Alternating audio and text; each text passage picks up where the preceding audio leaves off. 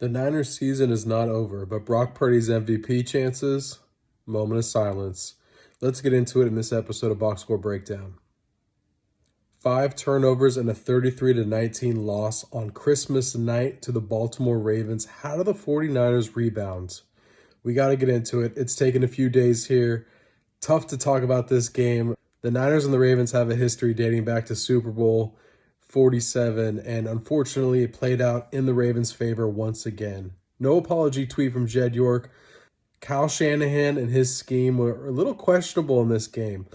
The Niners could run the ball against this Ravens front, and somehow, some way, they decided to test their offensive line and really get into a drop-back passing attack, and Brock Purdy struggled. 4 interceptions in this game. First drive, throws it into traffic and gets intercepted. 3 other plays where he scrambled, balls were getting tipped. And you love it about Brock Purdy that he has escapability and he can make things happen. But in this game against the Ravens, we saw a fatal flaw. If he has to throw the ball into some tight windows, he can definitely be over-aggressive. And that really hurt the 49ers in this game.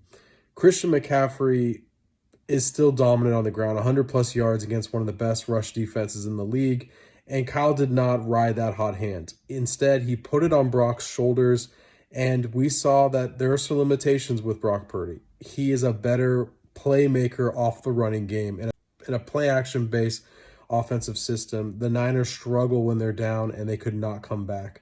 Going into the half, 16-12, okay, you take it. In the third quarter to start the second half, they go out and don't move the football and get stonewalled. And then from there, they're down multiple scores, and Brock Purdy does not have a straight drop-back passing attack where the Niners can pick them apart. He gets injured with a stinger, and they bring in Sam Darnold, and he does throw a touchdown pass, but Darnold gets picked off, sacked, and doesn't look the part. So the Niners are licking their wounds. They got to figure things out. My comment is on Kyle Shanahan. Stick to what you do best. Really pound the rock with Christian McCaffrey and cover up some of those limitations with Brock Purdy. It was amazing that he was considered for MVP for this long going into Week 16, but Lamar Jackson is clearly the better playmaker, better dominant MVP caliber player going into this game, and his experience showed. Lamar Jackson can make the plays on the grounds, 45 rushing yards, and through the air, 2 touchdown passes, 250-something passing yards. And Lamar Jackson is now in the driver's seat for MVP, deservedly so. He's having a great season. And, it's a bummer for Brock Purdy. I'm curious to see how he bounces back in the final 2 games of the regular season. But this type of moment, this type of stage is something that's going to stick with him and the franchise for a long time. It's painful. It's not all over for the Niners, but definitely it's one of those moments where it's like, damn, could have been MVP. It was right there for the taking. How do they bounce back? Definitely going to see their character and their true colors in Washington coming up. All right, let's do some honorable mentions. Joe Flacco. What are you doing over there in Cleveland, bro? 300-plus passing yards, 3 touchdowns, 2 picks. That probably comes with the territory. But the Browns are winning. Joe Flacco just coming off the couch, ripping defenses, throwing bombs. And the Browns are certainly a team to watch out for with that defense. Amari Cooper sets the Browns' franchise receiving record, 11 catches, 265 yards, and 2 touchdowns. Not bad day's work for Amari Cooper now that he has Flacco throwing him bombs down the sideline. Big win for the Raiders over the Kansas City Chiefs. Antonio Pierce inching closer and closer to getting that full-time job as head coach.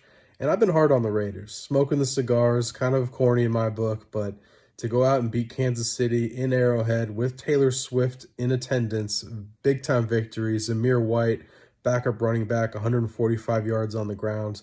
And the way the team is playing hard for Antonio Pierce says a lot about that Raiders culture and what they want from a head coach. Someone who has that identity of a Raider, who brings that toughness, tenacity. Antonio Pierce, a former player, of course, definitely delivers on that front. So, tip of the cap to the Raiders.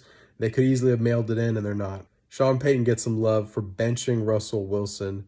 Normally, these shout-outs are for winners, players that do well, but the coach had to make this decision, and I give him credit for doing it. Russell Wilson's massively overpaid, under-delivering, Stats look fine, but the eye test says it all. They are limited in what they can do in their offense, and his playmaking, scramble ability is not there as he gets up in age. So Denver has Jarrett Stidham now. They're going to ride things out with him, and Russell Wilson can do some corny, weird commercial behavior somewhere else if he's lucky. Baker Mayfield, playing like a top 10 quarterback, 283 passing yards, 2 touchdowns, another win. The NFC South is a joke, not very competitive this year, but give credit to Baker Mayfield for resurrecting his career and playing some really solid football down the stretch. In the colder months of the season, it gets harder and teams figure you out, and so far Baker Mayfield has been making a difference with his Buccaneers offense. Short and sweet episode this week. Thanks everyone for watching. Stay tuned for more.